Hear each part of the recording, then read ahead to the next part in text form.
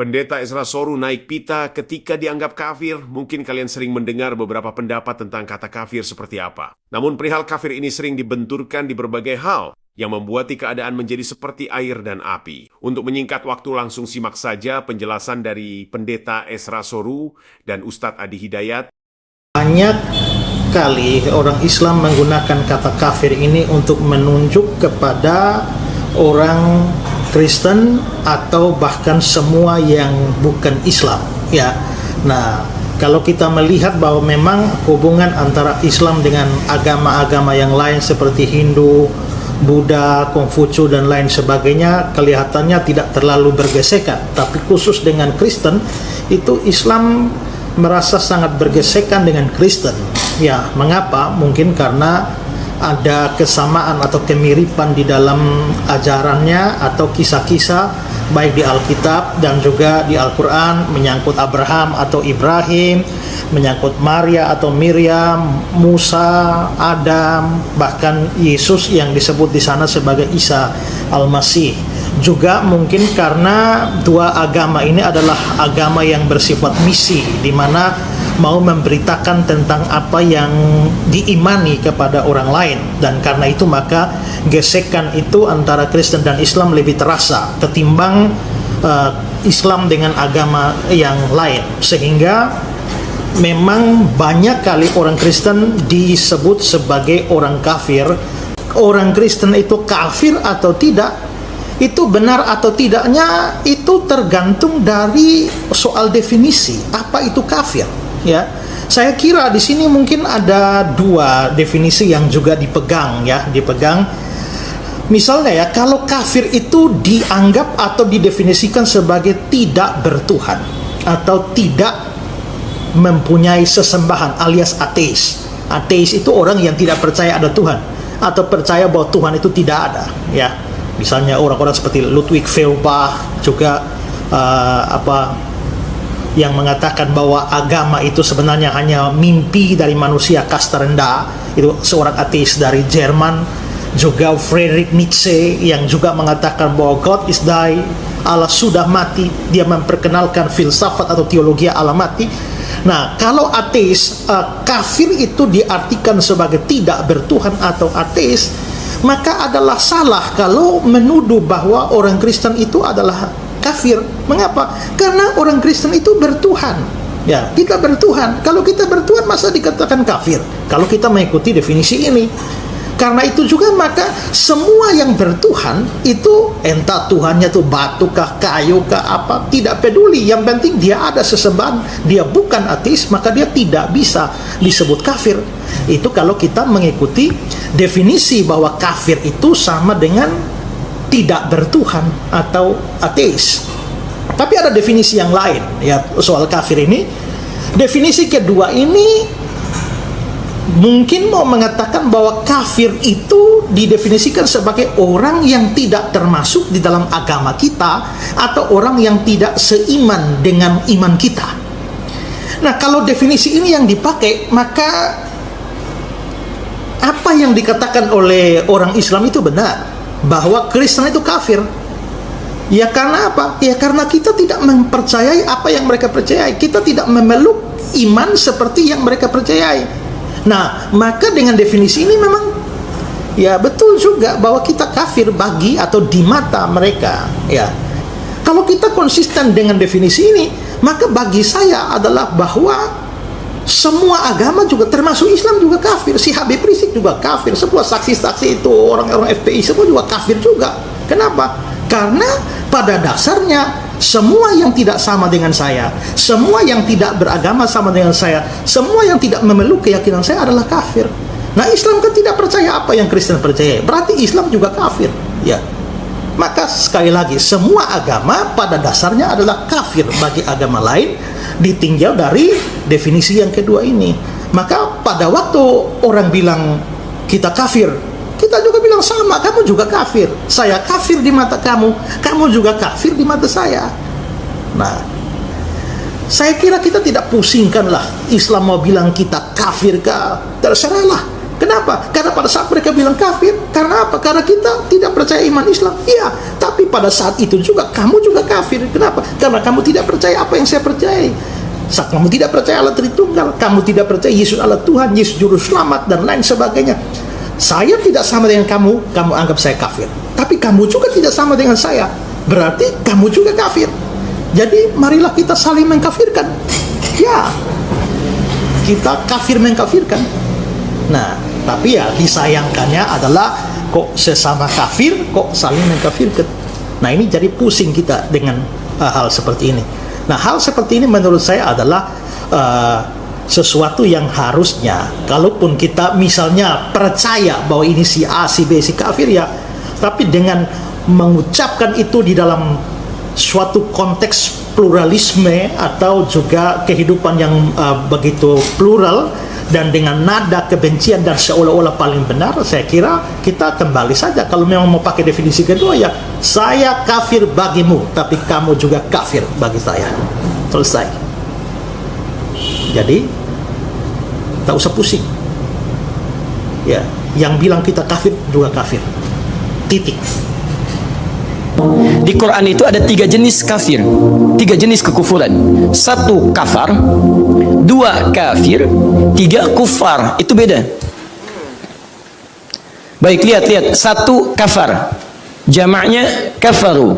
Contohnya kafar, Quran surah ke-14 ayat ke-7. La in syakartum la azidannakum wa la in kafartum. Contoh kafaru, Quran surah kedua Al-Baqarah ayat ke-6, paling kanan sebelah atas.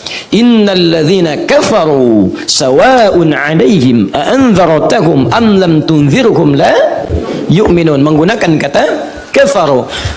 Kalau disebutkan kafar atau kafaru bentuk jamaknya, itu menunjukkan umumnya pada perbuatan yang menyimpang dari ketentuan Allah. Jadi yang dimaksud perbuatannya, bukan orangnya. Ingat, bukan orang kafir yang dimaksudkan, maaf, yang dimaksudkan non-muslim, bukan. Tapi setiap perbuatan yang menyimpang dari ketentuan Allah, sekalipun dikerjakan oleh orang yang mengaku muslim. Misal, orangnya muslim, di KTP-nya tertulis agamanya Islam, cuman gak mau sholat. Antum pernah menemukan orang Islam gak mau sholat? Ada. Nah, itu disebut kafar. Kafar. Kenapa menggunakan kalimat kafar sebagai sindiran? Kok nggak ada beda ya seperti orang yang belum beriman? Ya, orang tidak beriman tidak sholat. Memang dia nggak sholat karena tidak ada iman dalam dirinya. Tapi kamu kan mengaku beriman. Kenapa kamu tidak sholat? Maka perbuatannya disebut kafar untuk mengidentikan dengan perbuatan orang kafir. Nggak ada beda di situ. Misal, antum mendapatkan harta yang wajib zakat. Ketika sudah tiba masa zakatnya, tidak antum keluarkan. Salah tidak? Salah. Antum tidak keluar dari Islam, tapi perbuatan salah itu diidentikan seperti perbuatan orang yang kafir. Karena orang kafir tidak berzakat, gak ada iman dalam dirinya. Antum, maaf, punya iman, gak mau zakat, maka disebut dengan kafar. Lihatlah, in syakartum, kalau kamu mau bersyukur dengan harta yang kami titipkan kepadamu, anda keluarkan zakat, anda keluarkan infak, la azidannakum, wala in kafartum. Tapi kalau anda kafar, perbuatan yang menyimpang. Jelas? Jadi kalau disebutkan kafar, itu salah satunya menunjuk pada perbuatan yang menyimpang dari ketentuan Allah jika dikerjakan oleh orang beriman, tapi tidak sekaligus mengeluarkan dia dari keimanannya. Jelas ya? Belum tentu mengeluarkan dia dari keimanannya, kecuali kalau berbuat dosa besar yang dengan itu mengeluarkan dia dari iman. Tayyib. 2 kafir. Kafir. Kalau disebutkan kafir, itu umumnya menunjuk pada orangnya, non-muslim. Non-muslim. Dan biasanya levelnya itu umumnya tidak banyak mengganggu secara fisik pada orang Islam, tapi suka ngajak-ngajak. Misal, zaman Nabi sudah ada sekelompok orang di awal-awal masa Islam datang kepada Nabi. Ya Muhammad SAW, kita tidak usah berselisih. Kita memang beda, tapi jangan sampai perbedaan ini menjadikan kita saling berperang. Sudah, kita gantian saja. Malam ini kami nyembah Tuhan kamu, besok-besok kamu nyembah Tuhan kami. Nyerang sih tidak, cuman ngajak-ngajak. Maka yang seperti ini disebut dengan kafir, jamaknya kafirun atau kafirin. Maka turun ayat di sini langsung satu surah disebut dengan namanya mereka, al-kafirun. Qul ya ayyuhal kafirun la a'budu ma ta'budun. Disebutkannya kafirun, nyerang sih tidak, cuman suka ngajak-ngajak. Nah, kaidah dalam tafsir menyebutkan kalau ada disebutkan di ayat kejadian tapi orangnya spesifik tidak disebutkan, kejadiannya kapan tidak dirinci, ini menunjukkan akan terjadi lagi kejadian itu di masa depan dengan tokoh-tokoh yang berbeda, dengan tempat-tempat yang tidak sama. Ya, Anda pernah dapatkan orang sekarang nyerang sih tidak, cuman suka ngajak-ngajak. Car free day, carnya yang free. Ngajaknya sih enggak, datang bawa biskuit, Pak minta waktu sebentar. Bapak, yakinlah bawa begini. Ah, itu kan. Baik, datang ke sini, datang ke situ, bawa kerudung, bawa peci, bawa macam-macam. Pernah ada yang begitu? Nah, antum jangan buang-buang energi. Cukup katakan begini, maaf Pak, Bapak terlambat. 15 abad yang lalu sudah ada yang seperti Bapak. Dan turun surah Qul ya ayyuhal kafirun. Kami tidak maksa, Bapak mau ikut kami silahkan Pak. Ya, tapi kalau Bapak mau berdakwah, Bapak terlambat. Pilihan cuma dua, Bapak ikut kami atau Bapak bertahan dalam kepercayaan Bapak. Lakum dinukum waliyadin. Dibalik kita yang nasihatin dia. Ya, gampang Pak. Dia tidak usah terlampau tegang. Bapak jangan sampai menyebarkan ajaran kepada, nggak usah. Bilang Bapak terlambat. Gitu aja. Selesai. Jelas ya? Dan sopan. Kafir itu diserap ke dalam bahasa Inggris jadi kafir. Sesuatu yang terhalang. Dari bahasa Arab, Bu, kafir. Ya, banyak kosakata bahasa Inggris dari bahasa Arab, banyak. Ya, misal sugar, gula, dari kata sukar. Kopi, dari kata kahwa, dari kahwa. Ya, kopi. Cat, kucing. Ya, dari kata kitun. Ya, dalam bahasa Arab banyak serapan-serapannya. Kafir ini itu dari bahasa Arab, kafir. Ya, dari kata kafara, asalnya sesuatu yang terhalang, tertutup. Kalau dia menyengaja menghalangi dirinya dari sesuatu, membuat tabir, maka orang yang disebut dengan kafir. Kenapa ayat turun Qul ya ayyuhal kafirun? Untuk menyampaikan pesan bahwa orang-orang yang masih belum mau menerima risalah dari Nabi SAW, yang membuat batas dari dirinya dengan hidayah, yang membuat tabir ya sehingga risalah dakwah tidak sampai kepada dirinya. Kalau bahasa paling singkatnya, orang yang masih menutup diri, belum mau menerima dakwah. Sopan sekali. Makanya ketika dipanggil kafir, orang-orang itu nggak marah. Karena bahasanya sopan. Silahkan, mereka orang jahiliyah, paling fasih bahasa Arabnya, bahasanya paling bagus, paling mengerti dengan isi bahasa. Dipanggil kafir, nggak marah Bu. Qul ya ayyuhal kafirun. Manggil kafir ya? Tidak. Mereka orang paling fasih bahasa Arab, mereka orang Arab paling asli, mereka mengerti bahasanya, dipanggil kafir, nggak marah. Karena memang kalimat itu sangat sopan. Hei yang masih menutup diri. Yang aneh, orang sekarang bukan orang Arab, nggak ngerti bahasa Arab, nggak tahu bahasa Arab, dipanggil kafir, marah. Bapak kafir ya? Apa? Masya Allah. Tuh, ya, aneh memang. Dan silakan, Islam tuh yang paling sopan, Pak, lembut, bahasa Quran tuh luar biasa. Coba bandingkan dengan kepercayaan lain. Ya, orang yang tidak sama dengan kepercayaan bisa disebut beda. Saya punya beberapa kumpulan koleksi beberapa kitab di agama lain, saya bandingkan, Masya Allah, begitu saya baca, kita menyebut dengan sopan, yang tertutup kita disebut domba, tersesat lagi, domba-domba yang tersesat. Antum turun status. Saya tidak teruskan ya, cuman perbandingan ya. Kalau tidak sepakat kita diskusi ya, kita diskusi. Kalau saya teruskan pulang dari sini tersangka saya nanti. Lihat sini. Kalau perilaku dan orangnya digabungkan jadi satu dan sifatnya menyakiti orang Islam, baik dengan perilakunya atau dengan langsung perbuatan orangnya, maka berubah namanya dari kafar jadi kufar.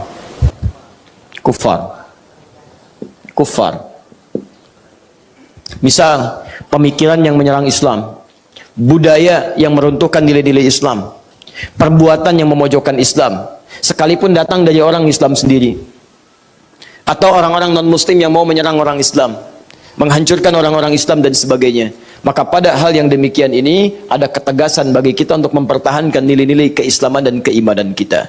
Tegas antum, zero tolerance. Ada budaya-budaya yang tidak sesuai, misalnya masuk kepada Islam, antum nggak usah ikuti, tinggalkan. Ada kalimat yang tidak baik, kan kata Quran, tinggalkan yang tidak baik. Dusta, tinggalkan. Wailul lil mukadzibin. Maka pada setiap pendusta antum mesti tegas. Penyimpangan-penyimpangan tegas. Ada yang haram yang dilihat mata, tegas palingkan. Ada yang haram yang harus dikerjakan tangan, antum harus tanda tangan proyek yang tidak jelas, tinggalkan. Selesai. Semuanya, jangan cuma hal yang ditafsirkan dengan peperangan saja, tidak. Maksiat, tegas tinggalkan, zero tolerance. Ya, kebiasaan-kebiasaan buruk, ya, budaya-budaya dari luar yang tidak ada manfaatnya, tegas tinggalkan. Orang yang mengikuti tuntunan Nabi Muhammad SAW itu, maka dia tegas pada segala hal yang menyimpang. Kita nggak usah berpikir jauh-jauh. Saya ingin tanya kepada antum, mohon maaf ya, mohon maaf sebesar-besarnya kalau kalimat ini kurang menyenangkan. Berapa kali antum tegas menindak segala hal yang menyimpang dalam pandangan mata kita? Bahasa paling singkatnya, berapa kali kita dalam sehari melihat maksiat dengan mata kita? Coba lihat apa yang kita lihat di handphone kita, majalah yang dibaca, acara yang ada di TV. Jangan-jangan sampai hari ini masih senang dengan gosip. Jangan-jangan sampai hari ini masih melihat tayangan-tayangan yang tidak elok untuk dipandang. Seharusnya kalau antum mengaku umat Nabi Muhammad, jauhi semua itu. Kadang-kadang antum ingin jadi orang baik, tapi perangkat kehidupan antum di rumah tidak mendukung antum baik. Katanya ingin soleh, katanya ingin solehah, tapi membuka channel di televisi yang membuat antum keluar dari kesolehan itu. Untuk apa? Menghadirkan hal-hal yang tidak baik ke rumah. Ya kan, antum keluar dari nilai kesolehan itu. Coba lihat berapa kali lisan kita berbuat maksiat sampai ke ujung kaki. Demi Allah saya katakan, kalau antum ingin menjadi orang baik, caranya gampang. Tinggalkan segala hal yang tidak baik, maka antum akan kembali pada kebaikan-kebaikan. Ciri umat Nabi Muhammad itu, ciri yang pertama kata Al-Quran, tegas pada segala hal yang menyimpang. Bahasa paling singkatnya, ciri umat Nabi itu pasti baik perilakunya.